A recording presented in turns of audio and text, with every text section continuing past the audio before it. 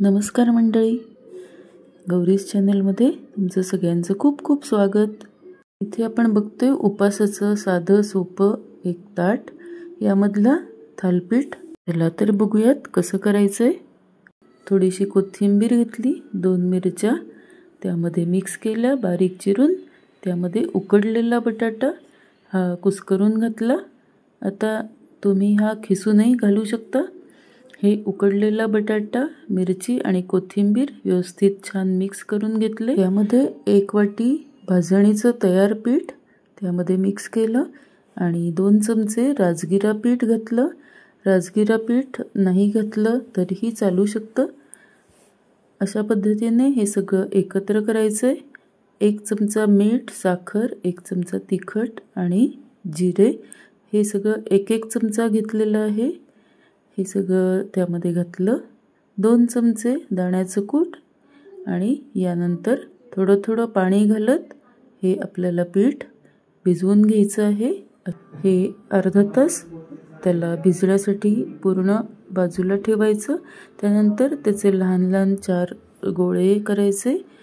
थालीपीठासाठी एका तव्याला तेल लावून ते अशा पद्धतीने हलक्या हाताने थापून घ्यायचे। त्यामध्ये 4-5 अशा पद्धतीने लहान लहान छिद्र करायची। या छिद्रांमध्ये 1-1 चमचा तेल घालून हे थालीपीठ झाकून ठेवायचं। गॅस हा मीडियम ठेवायचा। अशा पद्धतीने त्याच्यावरती 1-10 मिनिटं वाफ आणल्यानंतर ते पुन्हा काढायचं झाकण। उलटण्याने त्याच्या कडा मोकळ्या करायच्या आणि ते उलटवायचं। हे छान खमंग खरपूस असं थालीपीठ तयार होतं। आणखीन उरलेली सगळी थालीपीठं आपण अशाच पद्धतीने बनवून घेतोय। इथे लोखंडी तव्यामध्ये आपण दुसरं थालीपीठ करतोय।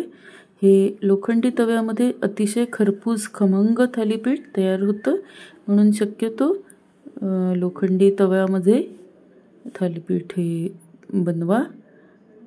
ज्यांना खमंग कुरकुरीत थालीपीठ आवडतं त्यांच्यासाठी हे लोखंडी तव्यामधलं थालीपीठ गरमागरम आणि त्यावरती तूप, हे थालीपीठ त्याबरोबर लिंबाचं गोड लोणचं, तसंच काकडीची कोशिंबीर, केळ अशा पद्धतीने साधा सोपा उपासाचा हा बेत कसा वाटला नक्की कमेंटमध्ये सांगा। व्हिडिओला लाईक, शेअर, सबस्क्राईब नक्की करा। धन्यवाद।